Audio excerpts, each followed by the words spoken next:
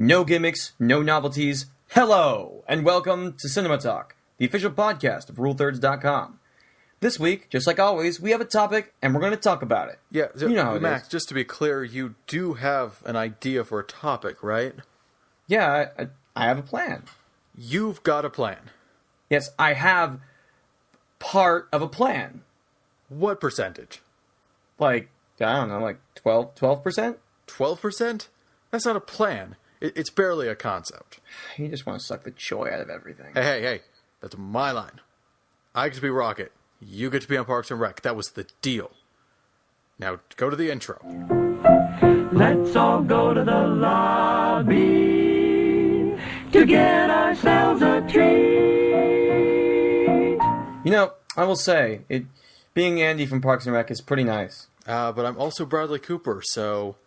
Oh, Checkmate. yeah, you get to be generic, Big Mick Generickson. Yeah, Whoa, that's what whoa, you are. Yeah, whoa. yeah, mic drop, it's broken, I'll take it to the shop and fix it. Yeah, so welcome to Cinema Talk.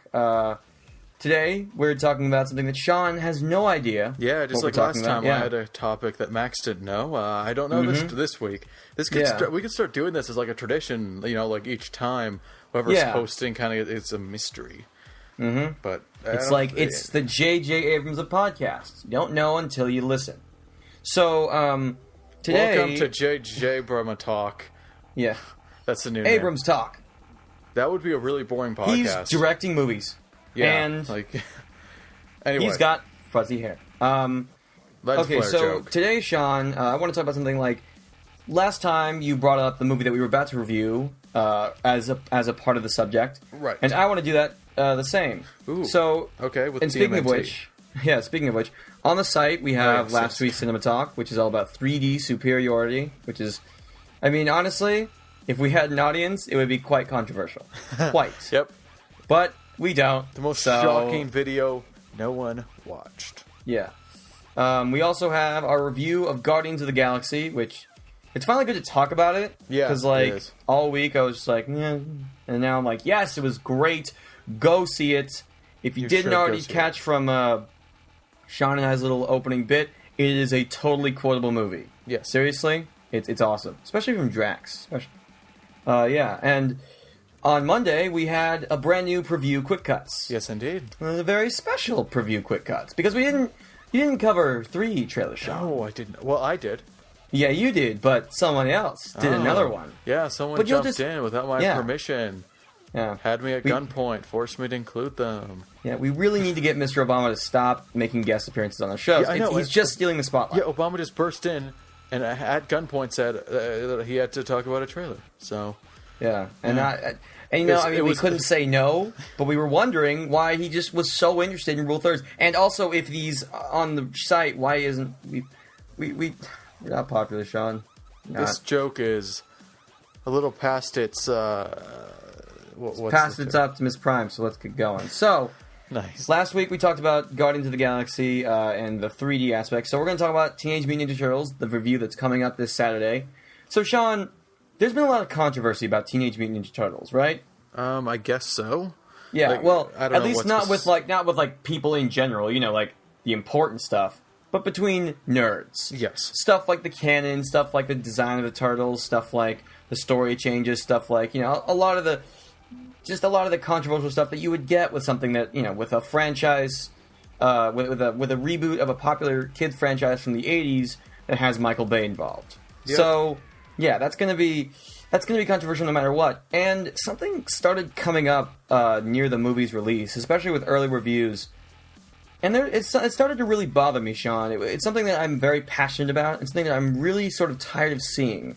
So, a lot of the time, and this is especially coming from even people who haven't seen the movie, people are like, kids are gonna love this movie, man. They don't care what's on screen. It's just turtles, gonna be ninjas. Even Brandon Jones, the founder and voice of GameTrailers.com, one of my favorite websites, said something along the lines of, they're ninjas, so, you know, kids will like it no matter what. And that honestly bothered me, Sean. It really got to me. Like, Okay.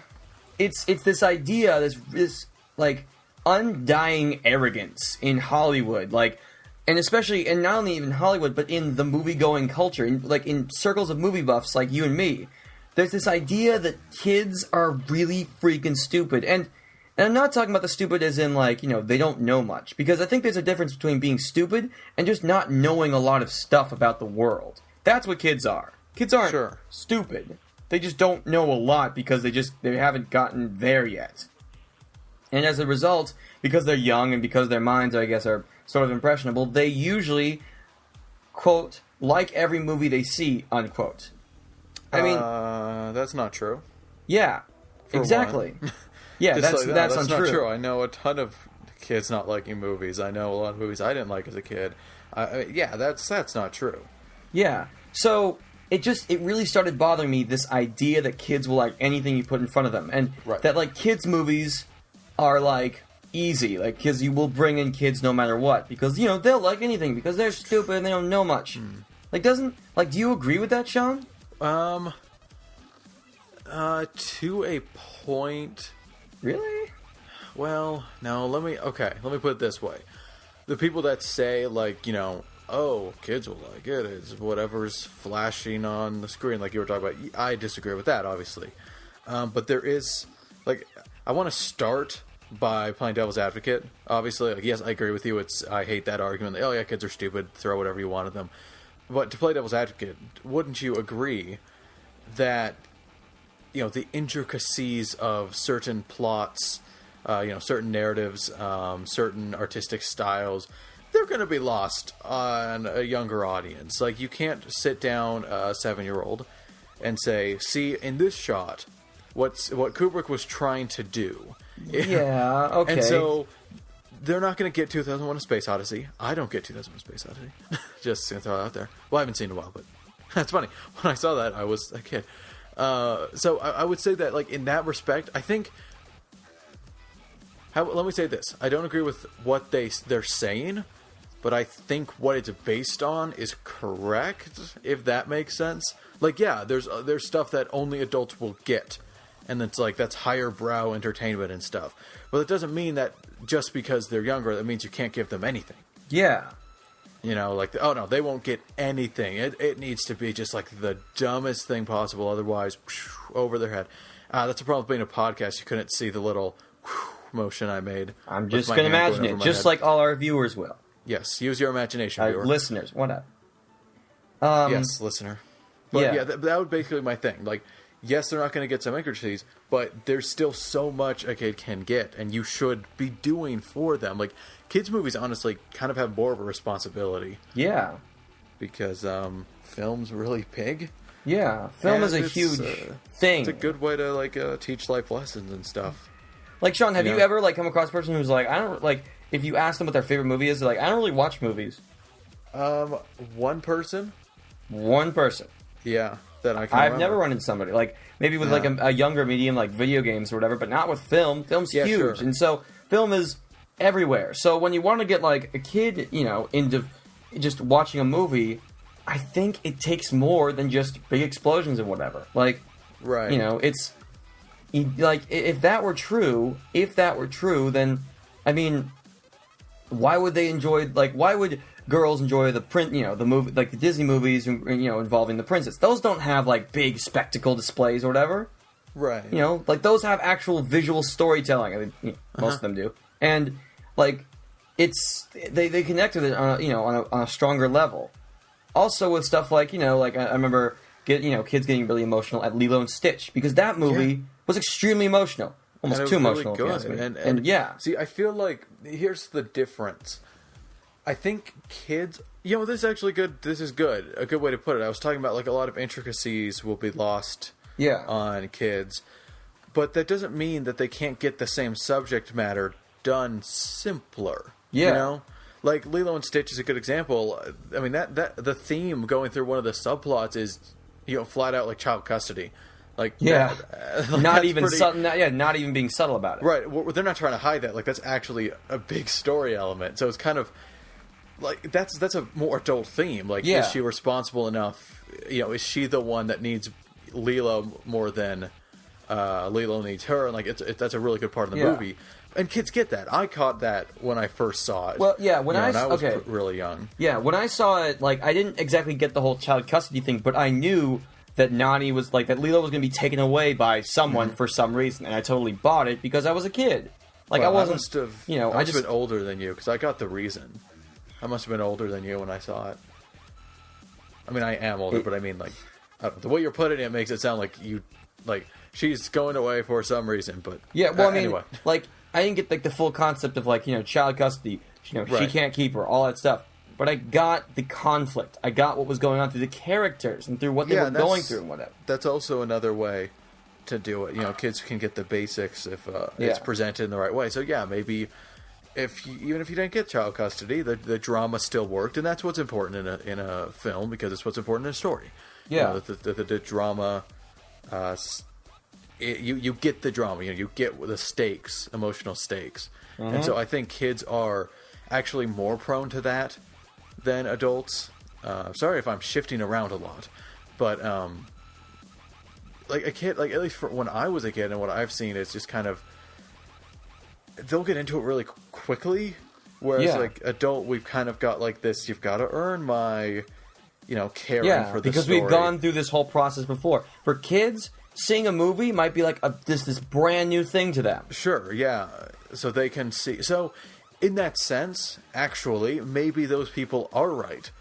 If a kid has never seen anything like Teenage Mutant Ninja Turtles, they're probably going to like it just because they haven't seen anything like Teenage Mutant Ninja... wow. I'm having a hard time talking. Teenage Mutant Ninja Turtles. Also, it's just a mouthful, terrible name. TMNT, dude. Thank you. TMNT. So if they've never seen anything like it, then I guess in that case, yeah, they would like anything you throw at them. But that doesn't mean it's going to stick around. In a few years, they're probably not going to like it that much. Whereas you look at like The Lion King, which was... I'd never seen anything like The Lion King. Blew my mind. Loved it. Watched it all the time. I still absolutely love it. I still watch it every once in a while. So that's the difference. Yes, a kid will buy into it instantly and like it if it's something they haven't experienced before. But if it's garbage, eventually they'll go, oh, that was garbage. Yeah. So, I mean, and that's something... Well, go on. Well, I've been talking off. when I think about, garbage, there's... I don't think I saw a lot of movies back then that were, really bad unless they pointed it out. Do you remember Dougal, Sean? Do you remember Dougal? Remember that movie? It's ringing a bell, but I never watched it. Well, see, here's the thing. That was the one movie that we walked out of. It's the one movie. I'm going to say 20 minutes in, it was so bad we left. Watched Shaggy Dog instead. You watched what instead? The Shaggy Dog. Okay. Yeah, but, we, both the friend I was with and I, we both detected the badness. Also with Son of the Mask, which wasn't exactly I wasn't like, oh, it was terrible, but I was like, that was not the experience that I had last time where I was like, oh my gosh, I was having so much fun, with whatever movie I saw beforehand. So, maybe it's because the kids' brains develop so quickly, over the course of 10 years or so, that they see movies in a new way all the time. But, because, they're always, having a different, viewpoint. When they're little babies, I mean, do you even remember the first movie you saw in the theater, Sean? I do, but, only, literally 5 seconds. In a theater, first movie, no. Yeah. Can't say that I do. Literally, the only movie, or the only moment I remember was, the first movie I ever saw in theaters was Hercules. And the only moment was when you saw, the guy, shooting across the sky, turning it from day to night. That's literally it. Huh. Interesting. Yeah. That was literally it. There. I looked up Dougal, and I do remember seeing advertising for that. It does not look good. Oh, God. It has a 2.8 out of 10. Yeah, it was pretty... the first and 20 minutes were pretty bad. 23 Metascore. People agree with you there. Mm-hmm. I don't think you walked out of something great. Yeah. So I think you're good. Mm-hmm. Yeah. But my point is, maybe it's just because... I think you have a bigger responsibility because you have the ability to make these kids, just see life in a whole new way. Yeah. Have a different perspective every time they walk in the theater. Do you realize how brilliant that would be if we as adults had that ability? Yeah, definitely. Or we adults. I don't even know if I classify myself as that, but don't.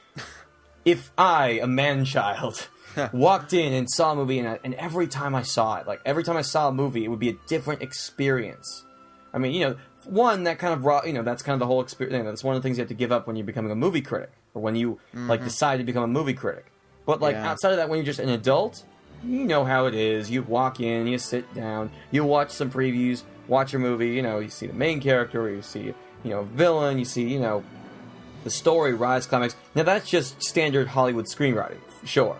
But when you're a kid, it's like, because I guess your perspective is always shifting, it's always growing. Every time you walk into a movie, it can be something completely different. And that's why I feel like it should never be shrugged off. Making material that can be accessible to kids should never be shrugged off, because you have the ability. You have, not only that, but the responsibility to make something beautiful and something life-changing right there. I'm not saying that art influences action. I've always been iffy about that whole idea. But what I do think is that it can allow us to look through a different pair of glasses, or step into a different pair of shoes.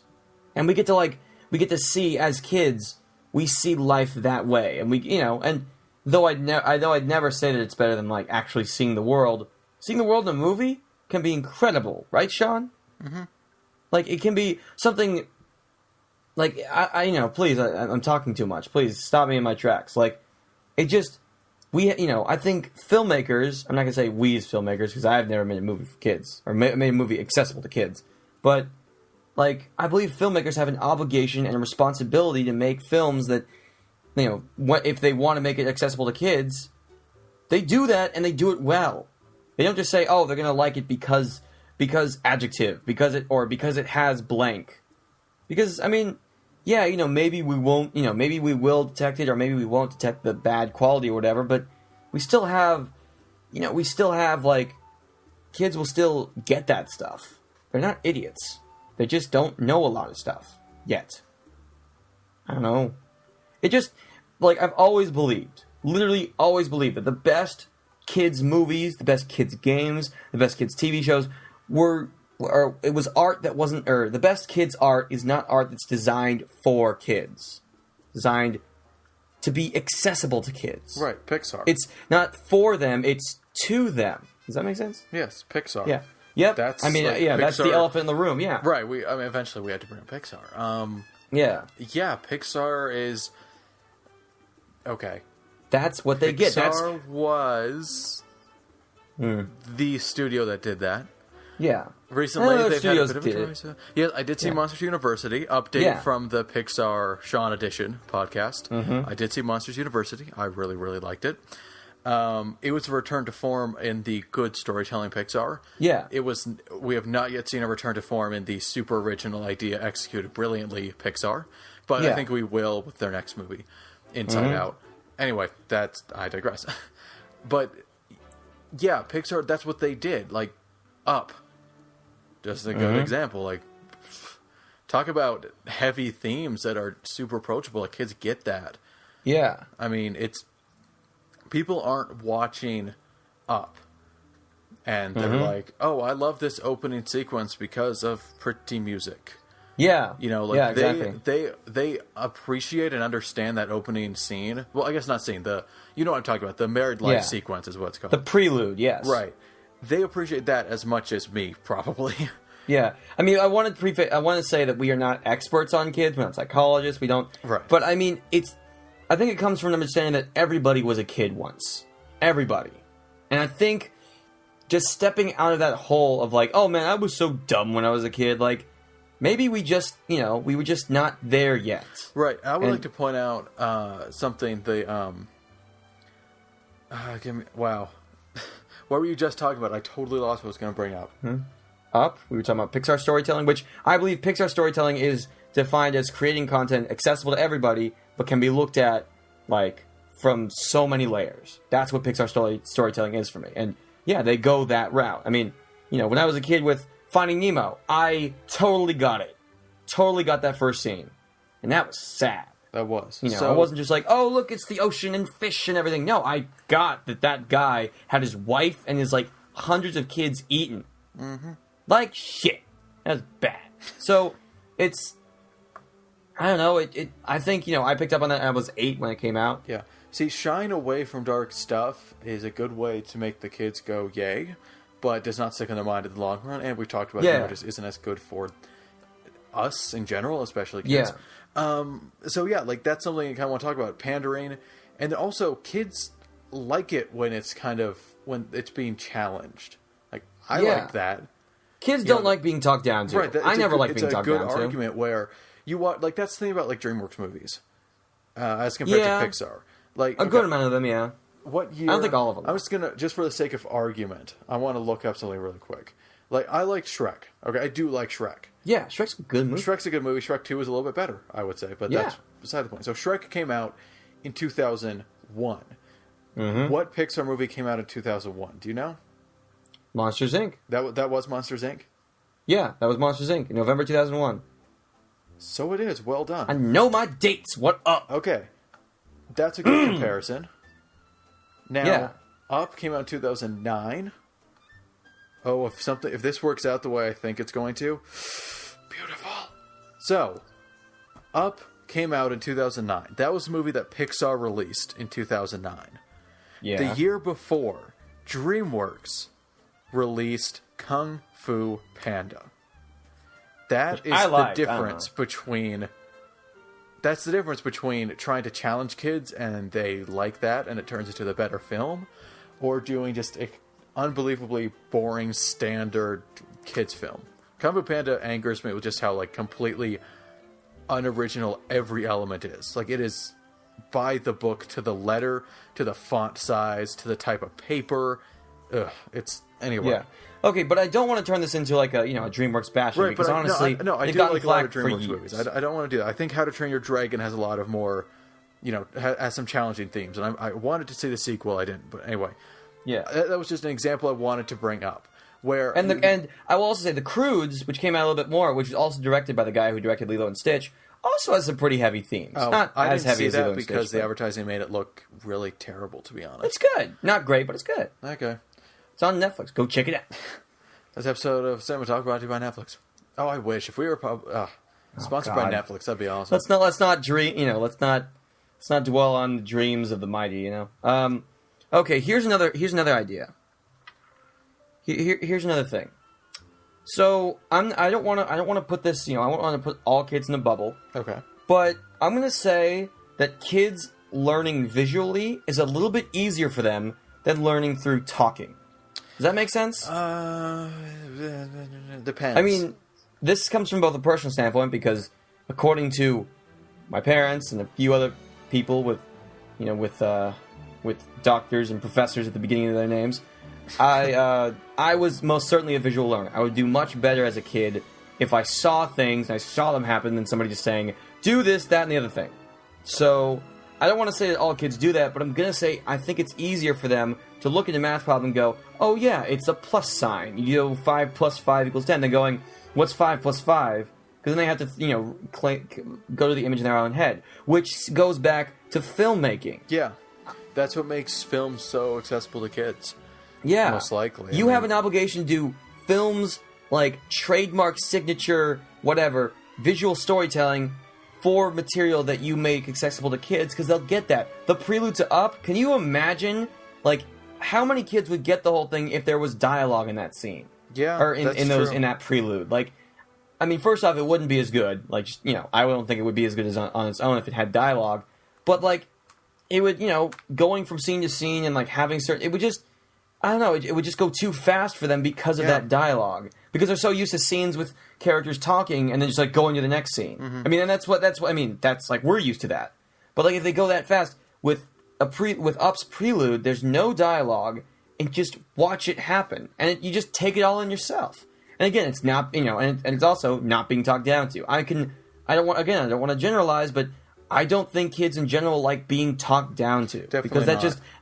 That's the thing. Kids like being treated as adults, and that can be good or bad.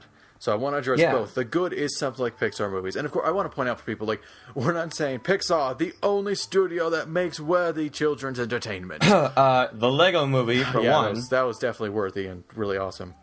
So we're not saying that at all, but Pixar's just a good example of, hey, that's how you do a kid's movie really well. So that's in the good way, treating kids as adults. They can get this. We can show just, Carl and his wife in a doctor's room see her crying, and you get, oh, they can't have a child. You know, to be honest, Sean, I was 14 when I saw that.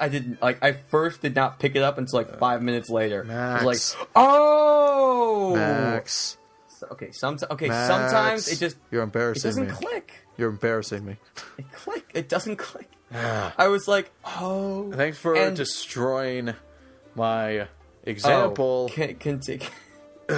Anyway, continue. That's a good way to treat kids as adults, and like that's the wrong wording. I say that's a good way to make kids feel like adults.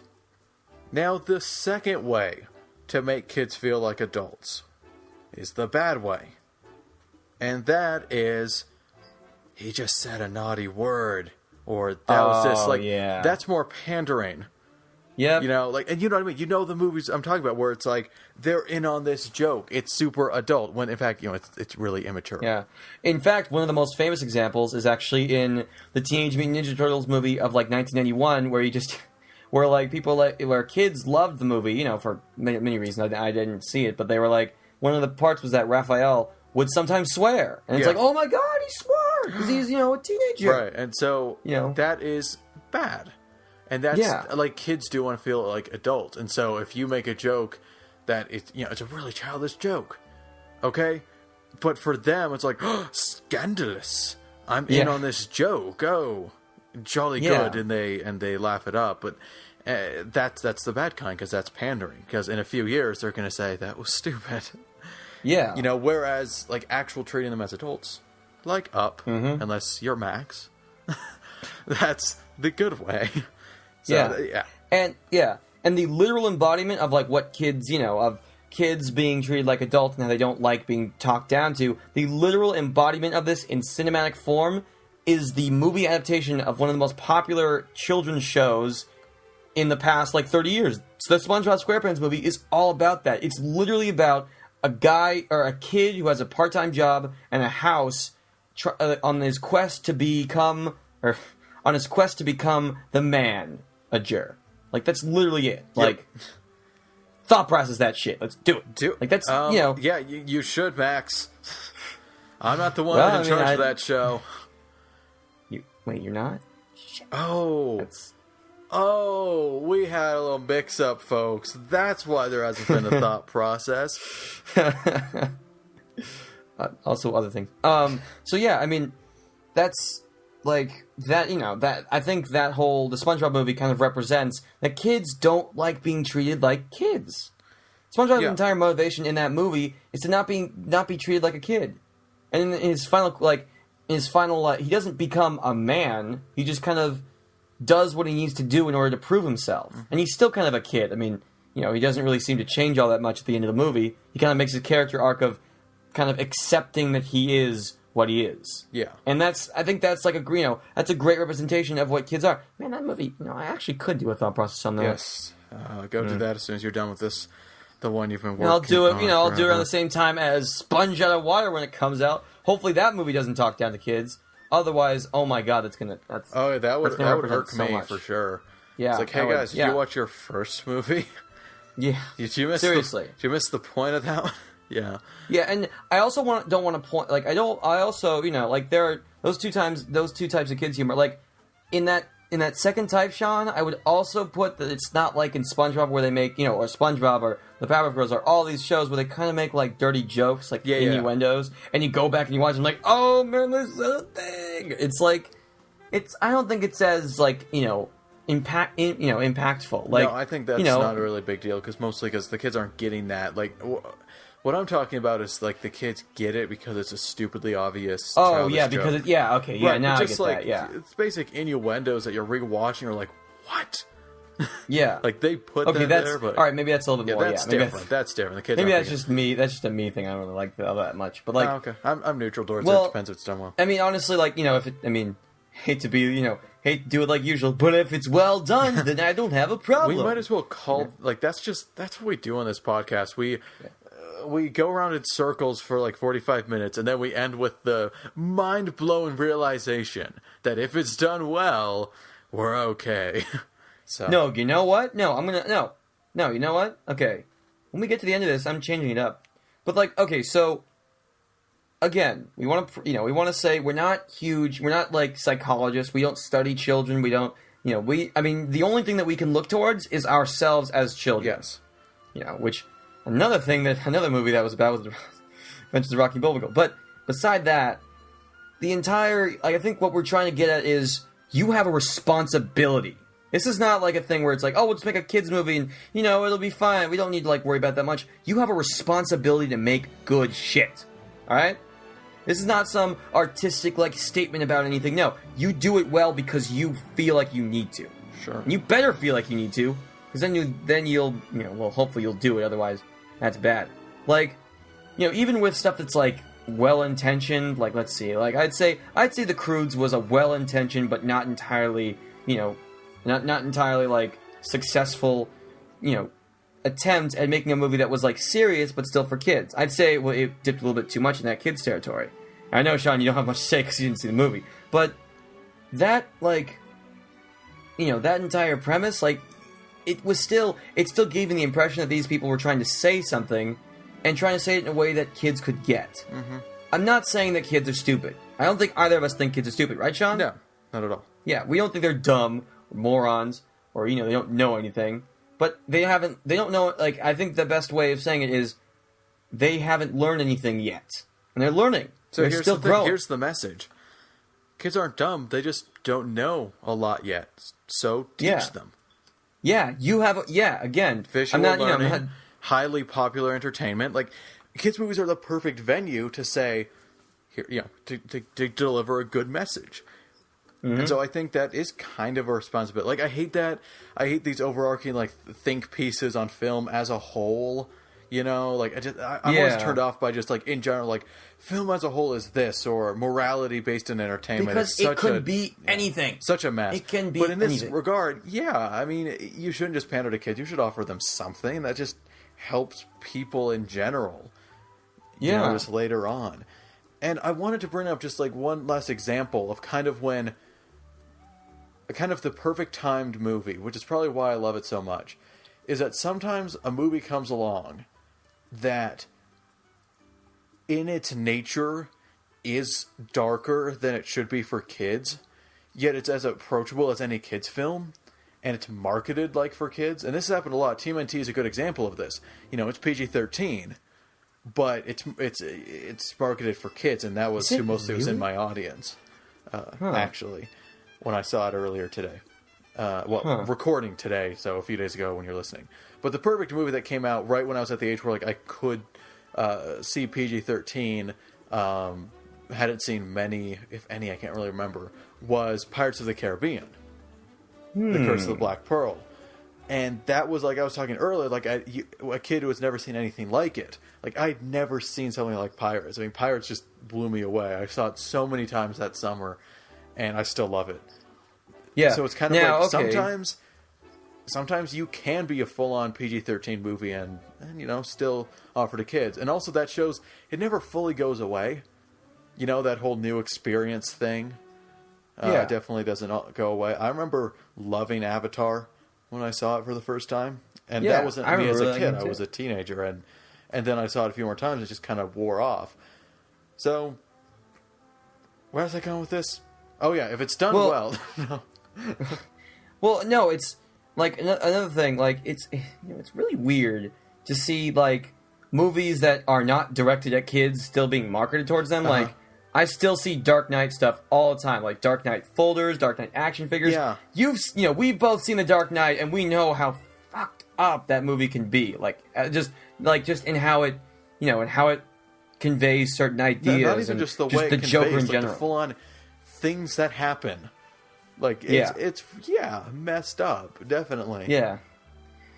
Or something like, or I heard Chris Pratt recently made an appearance at a Guardians of the Galaxy charity event to screen all the kids who were too poor to, like, go to the theaters. That's awesome. Is that movie... But... Yeah, okay, that's awesome. That's great. That's awesome. I'm totally for that. But is Guardians really a movie that... I mean... I also don't want to say we must protect the children and their innocence, but... Won't somebody think of the children? Yeah. We're not being the Reverend from The Simpsons, his wife. We're not trying to be that. But I mean, I think there is a point where you gotta be like, okay, is this movie really something that I would show my kids?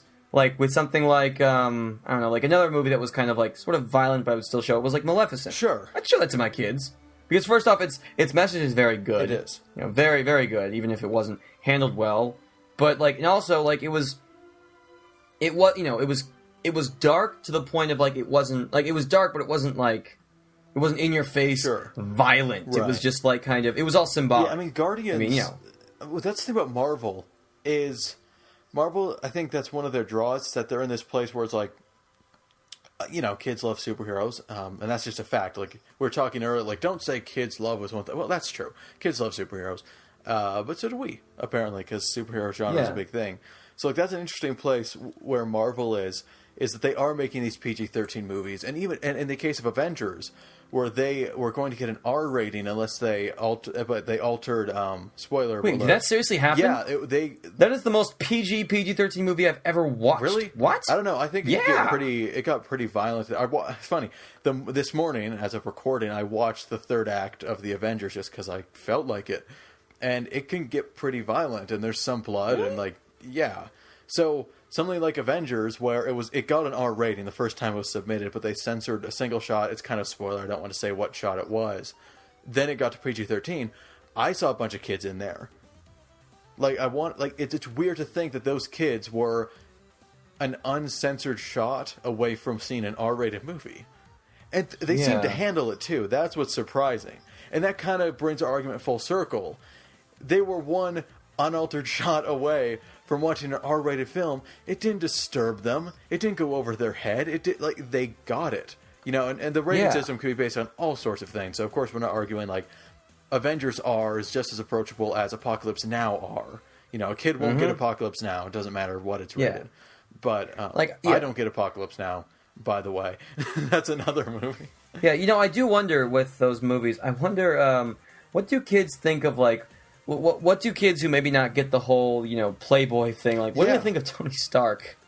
Like, I mean, in the Avengers, he's kind of, like, first off, they're probably going to be like, I mean, because they're kids and they don't know yet, they'll be like, Mom, what is a philanthropist? Well, that you can. They'll probably misspell, they'll probably missay it.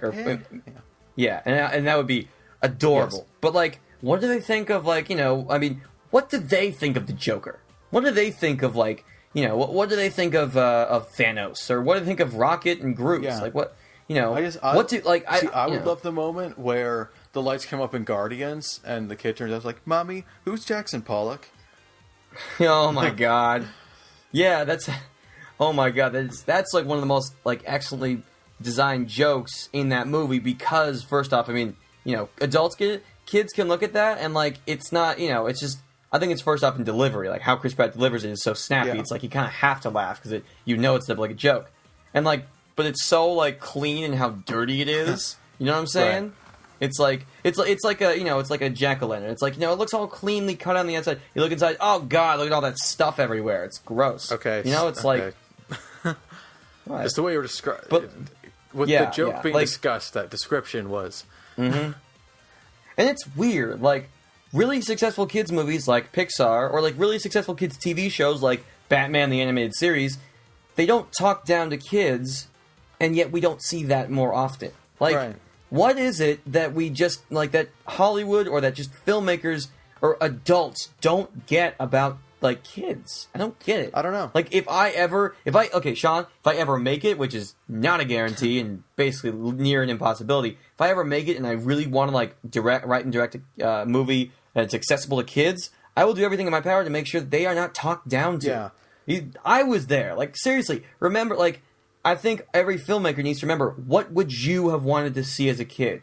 Don't, like, don't sell yourself short as a kid. You probably knew what, you probably could take a guess as to what Tony Stark was as a kid, filmmaker.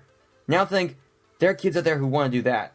And, and also, and this is just, I'd also say in the whole visual storytelling aspect, make them, like, give them a sense of wonder, I'm not telling you must do this, but think about it this way.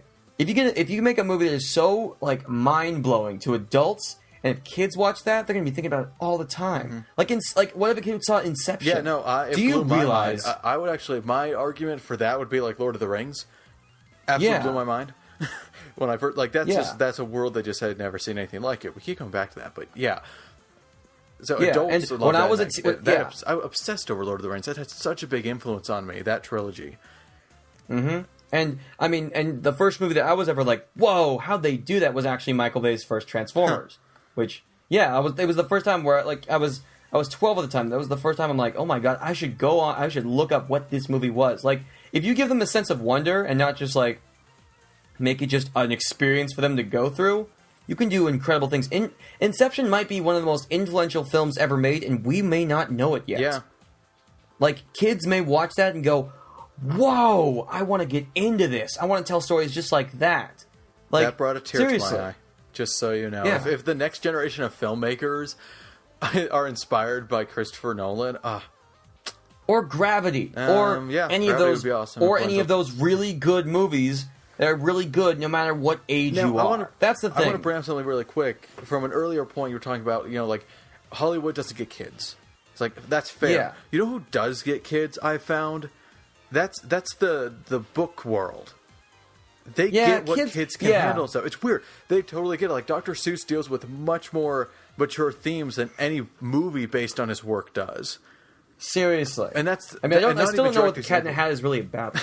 I don't either. No, I'm serious. Well, I think it's about, just the middle ground, where it's like, yeah, you can have fun, break some rules and all that, but you have to be responsible and clean. Like, that's the basic moral of it. It's simple enough. But you are not invincible. That's the moral story. But also, just like what kids can handle, especially in terms of violence. Because I found, like, funny, we're talking about TMNT, but there was a huge thing with the first Teenage Mutant Ninja Turtles movie in the 90s. A lot of parents were upset because the Turtles used weapons. And so in the sequel, they were using, like, fruit or a frying pan. Yeah, yo-yos and toys. It's still violence. Right. But here's the thing. It's funny, I talked to Max, you about this earlier, the Redwall series, which is children's books, except they're very thick. Like, they're really long books, like 400-something pages. But they're kids' books, you could say. How do I don't know which brain... Okay, anyway, I'll bring up this point. They made an animated TV show off of 3 of the books. It ran for 3 seasons, and they covered 3 of the books. And it was definitely for kids. It was on PBS. It was animated. It was definitely rated G. Like, if you gave it a movie rating, it was G. And so that would be more like the kids movie and all that. But when I've been reading the books, I've been kind of shocked at some of the violence described in these kids' books. Which are totally fine, by the way. Like, there was never an outcry against these books. Like, these are too violent for children. No one ever said that about the Redwall books. But there's imagery of people, like, there's one scene in particular where a hero flat out shoots someone that they're hunting down, like, right through their eyes, like through both with an arrow, and it's like, wow. And they just flat out, that's what happens. And kids are okay with that. Like, that seems to be the thing. These books are very popular. That didn't disturb anyone. So I think that it's fair to say, if a kid's book can have themes, that are so mature, or violence that is so realistic, or, all these things. If books have all these standards that have been tried and true over hundreds and hundreds of years, I think movies can keep that set of rules. They don't have to hide away because they're younger. They're younger as an art form. Books have gotten this down. They can say, kids can handle this as long as, you do this, or a happy ending and all that. Movies don't have to say, I don't think kids will get the whole environmentalism thing, so let's throw in Danny DeVito. Like, you don't need to do that. I think what we're trying to say is, instead of make sure it's done well, no. Don't make movies for kids. Make movies for people. No. Oh. No. Oh, man. That's not what I'm saying. Like, make movies for kids. Don't make it only for kids. And don't make it for them only when they're kids. That's a good way to put it. Don't make movies for kids that are only for when they're kids. Unless they're, like, really young. Like, Barney should exist because it's fun for toddlers. But we're not talking that. When we say kid, we're talking a reasonable age. It's, going, into other mediums or whatever. Even going into, like, video games. Oh, yeah, sure. Mario. Like, Mario and even Pokemon. I mean, people have pointed this out a billion times, but Pokemon is just a really visual and colorful math problem. And you come back to it and you keep going because math is not is not exclusive to kids. Yeah. Well, for me it but is. I haven't done math in years. Yeah, me At my neither, job, actually. I have to close at the till, so I add like 20 to 30, and that's as advanced as it gets. Yeah, and and Mario is just is just jumping or whatever, and he's not made. He's not a little kid. He's a guy. He's a guy with a mustache. He's got a blue collar job. See, the greatest icons of children's media are those that are not made exclusively for children, but they grow with them. You know, it's. Yeah, I think that's something. Again, going back like the Redwall books, I read them a bunch as a kid, but I'm just gonna say it now. I'm gonna read through them all in sequential order. I talked to Max about this and do vlogs on them, so it's clearly something I'm still interested in. It's still something I want to keep coming back to. Whereas a bunch of books I read as a kid, I don't even remember. They did not leave an impression on me. Yeah, I'm still wondering what the Giving Tree really was about. I'm sure there was some kind of message in there. It was dark. It was really dark. Seriously, that wasn't even happy. No, ending, there man. wasn't. All right, Sean. We should wrap it up. Sean, okay. Seems that we're running low on time, but I say we come back to this at some point. Sure. With us, we'll have the closest thing to a child in this group, Larry. It's funny because he's really young compared to us. Yeah, that's one of the reasons why. Yeah. So yeah, that was a good discussion. It was good. Scattered. So I apologize if someone found this totally just rambly and silly. Hey, you know what? I think they'll get it. You can't. It's one of if you ever seen Adaptation, Sean? Have you ever seen Adaptation? No, I'm not. Well, one of my favorite scenes in all of movies, which it isn't my favorite anymore, but it used to be, was when the main character goes to this seminar hosted by this guy named Robert McKee, I believe it is, and he basically does this whole monologue about how the world is filled with things you can make stories out of, and one of his main points is in his 10 commandments of screenwriting. Number 1, thou shalt not disrespect the audience's intelligence, and I think that goes for everybody. Including especially kids. Yeah. So that is, I say, kids are good. Yes. The kitties. Yeah. And when you make a movie that can be accessible to them, you've got a fucking job to do, and you'd better do it well. You'd better do it well. Indeed. All right. So that was a lot of fun, Sean. That was a lot of fun. I enjoyed it. I think it was good talk. Yeah. Good. Usually, CinemaTalk. Yeah, that's right. What up? Okay. Yeah. Man, when is Larry gonna get back again? Anyway, he needs to get here soon. Yeah, seriously, I'm starting to really get tired of these two-man podcasts where we just surprise each other with stuff. I think next time we should do a podcast that It's just a super boring topic. There's no surprise. It's just dull. So let's talk about projectors. Oh, I could though, because I run one.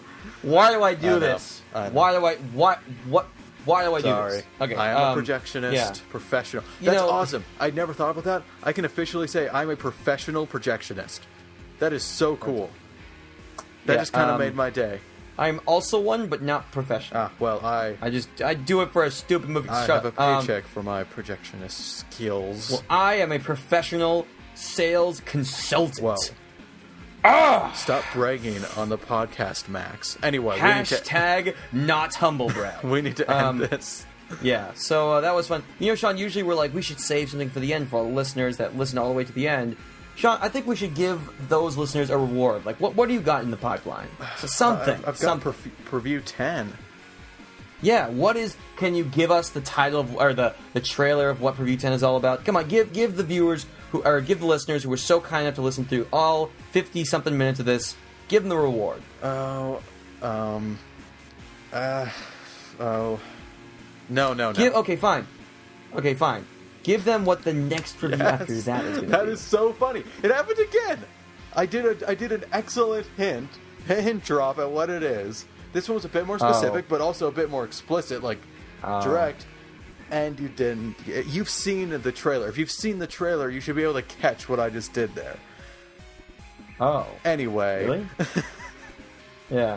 Anyway, that's our show. That was our show. Thank you for listening. Yeah. Good times. But until next time, I'm Max. And I'm Sean. Thanks for listening, and we'll hear you later. Indeed. You'll hear us later is the correct sign-off. And again, everyone... Yeah, we won't hear you unless you sound off in the comments, which... No one does. I wish somebody would do. And again, everyone, if you thought it was too rambly, if you didn't like it, it doesn't matter. I mean, a kid would love this, because, they like any podcast, so... Yeah, they'll enjoy anything, so we can make this as shitty as possible, and they'll love it. Right, kids? Yeah, you should have a sound effect, but yeah. Okay, you should cut this ending. Yeah. We're done. All right. Hear us later. No, you'll hear us later. Yeah, I said hear us Well, yeah, later. but that's a command. Like, that's not a... You just suck the joy out of everything.